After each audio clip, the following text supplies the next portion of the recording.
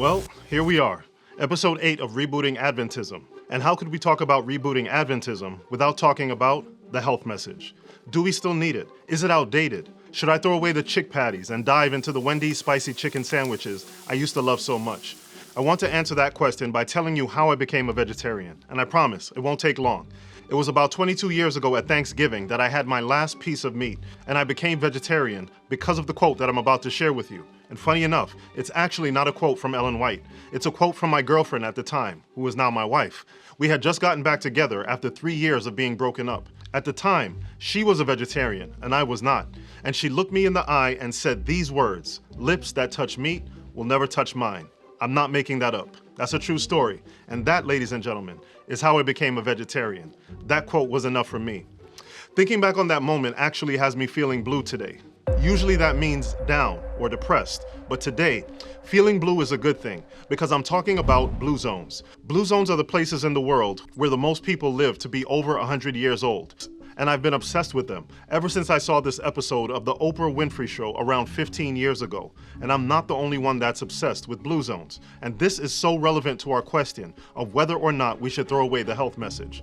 Recently, I released a promo video for a project that we're working on. It's a documentary named HealthDemic that we're producing to address the current health crisis in the United States and around the world. And if you haven't seen that trailer, it's going to play at the end of this video. But first, I need to answer some questions because we need to talk a little bit more about the purpose of this project in light of rebooting Adventism in our lives. This is Dan Buettner. Like me, he's also obsessed with blue zones, and he's been preaching the gospel of the blue zones for around 2 decades. As a matter of fact, he was recently involved in the release of a docuseries on Netflix discussing blue zones, and the Seventh-day Adventist Church was highlighted in one of the episodes.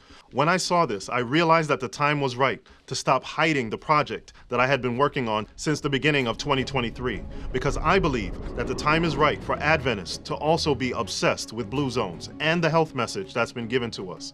The obsession that Dan Buettner has is because everyone wants to live longer, and everyone doesn't just want to live longer, they want to live a healthier and stronger life. It's the same wish that the Apostle John had when he stated that I wish above all things that thou mayest prosper and be in health, even as thy soul prospers. Notice what that says. It's talking about the health of the body and the soul, and that is the gospel. It's the physical, mental, and spiritual restoration of humanity, both now and after the second coming of Christ. So what does this have to do with Adventism, and why should you care? In the recent promo video that I just mentioned, we highlighted the other health documentaries, like What the Health, Fat, Sick, and Nearly Dead, and The Game Changers. These documentaries were excellent, but there was something that was missing. There was something that was not being addressed, and that's because, generally speaking, these documentaries focus only on diet. And while health includes diet, it's also about much more than diet. Generally speaking, in the health arena, most people only focus on the physical. And generally speaking, in the church arena, people only focus on the spiritual. But this is not supposed to be the case with Adventists and the health message. Let me make that point by taking a look at this statement from the book, The Ministry of Healing. It says, "The world needs today what it needed 1900 years ago, a revelation of Christ. A great work of reform is demanded, and it is only through the grace of Christ that the work of restoration, physical, mental, and spiritual, can be accomplished." And how about this one? It says, "The union of Christ-like work for the body and Christ-like work for the soul is the true interpretation of the gospel." And this is where you and I come in. God is calling for us to be part of this type of ministry, and it starts by living it out ourselves. As I'm sure most of you know, Loma Linda, California is a blue zone with a high concentration of Seventh-day Adventists living over 100 years old. This is why they have gotten the attention of Oprah Winfrey, National Geographic, The Today Show, and many more news outlets. And that's because most of the people practicing these 8 health principles don't have the lifestyle diseases that are plaguing the United States and other developed countries. In August of 2020, during the height of the pandemic, some numbers started coming out about the statistics of people that were dying from COVID, and this number kept coming up over and over again. 94%, 94%, 94% of people that were dying from COVID had 3 or 4 health conditions, like diabetes, heart disease, and obesity. And just as quickly as it came into the news cycle, it was gone. It was at that moment that I became obsessed with telling a story. And it's because right now, as I speak, the CDC has estimated that 6 in 10 adults in the United States currently lives with a chronic disease such as cancer, heart disease, or diabetes, the very diseases that were fueling the pandemic. And I believe that Adventists can play a major role in doing something about this. As Adventists, there are 2 things that should drive us to embrace this understanding of the gospel and to do what we can to promote it. Number 1, it's because of statements like this right here. Seventh-day Adventists are to be represented to the world by the advanced principles of health reform which God has given us. I hope you caught that. To a large extent, the very face of the Seventh-day Adventist Church should be a representation of the principles of health reform. And why is that? Remember, it's because the gospel is about the physical, mental, and spiritual restoration of humanity. And that is exactly how Christ carried out his ministry, by teaching, preaching, and healing. And because I love God, I love his church. And because I love his church, I want to see it thriving in ministry, just like the apostolic church did, by teaching, preaching, and healing. My other obsession for this, and quite frankly, why we're doing the HealthDemic documentary, is because of the letter S. One letter, but full of so much power. The letter S, when placed at the end of a word, makes it plural. It means the focus is on many things, multiple things. And when I read Matthew chapter 24, verse 7, it says, "For nation shall rise against nation, and kingdom against kingdom, and there shall be famines and pestilences." Did you see it? Pestilences. Or we could say, pandemics. This means there will be more than one. This means that there will be others coming in the future. And I think that we can all agree that COVID caught many of us off guard. And I don't know about you, but I don't want to get caught off guard again. And I don't want others to get caught off guard. I want to reach the 6 out of 10 with chronic diseases.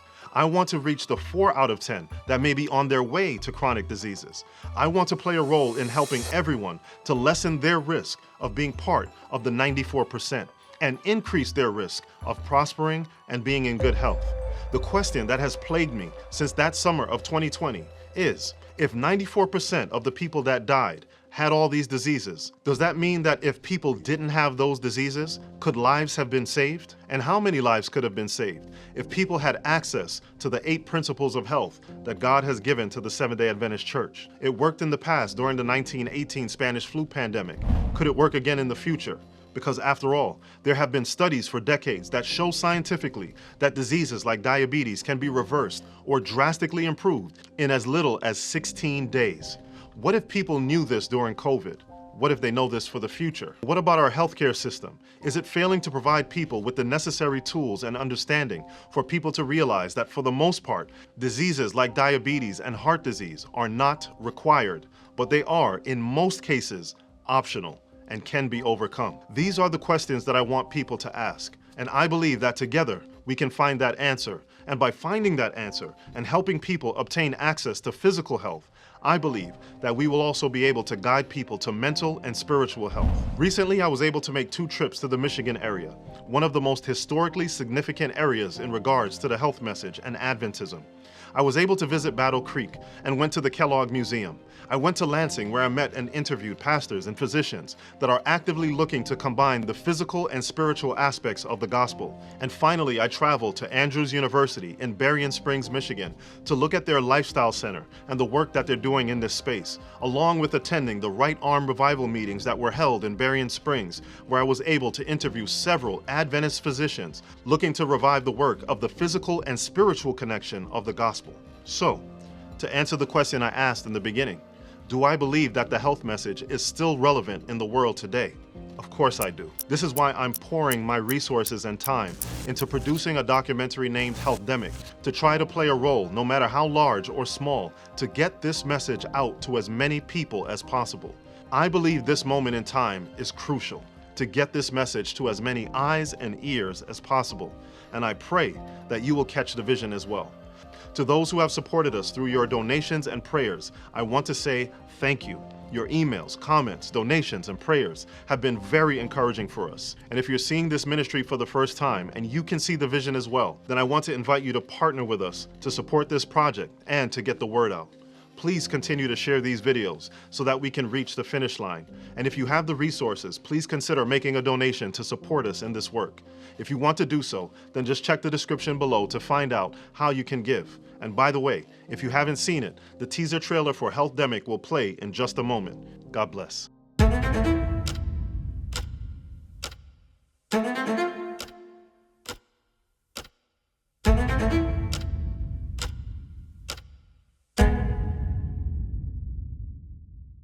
The 1918 pandemic, the Seventh-day Adventist Church, and the health message that they were promoting, there was some statistic, 200 people who actually came down with the Spanish flu. They only lost like one person. There's something that the Adventists were doing in the sanitarium that we should implement definitely, not only during the COVID-19 pandemic, but for all the viral infections in general. So the pandemic absolutely did expose this much broader health demic in our culture and in our society. And it made it clear that the way Americans eat and live has really turned us into a very sick and vulnerable population. So that means 94% of people who have died with COVID had other contributing factors. 94% of patients had other health conditions. 94% of people. 94% of patients. Pre-existing conditions. Pre-existing conditions. Hypertension. Diabetes. Obesity. Cardiovascular disease. The reality is that prior to the pandemic, no one was talking about the number of people who have a heart attack every single day. When the pandemic hit, it basically revealed what was evident even before then. The way Americans are encouraged and even trained to eat primed them for being decimated by a pathogen like COVID. The overwhelming number of deaths occurred in people who had at least 4 comorbidities. It's clear to me that we lost the battle in this COVID pandemic before it even got started.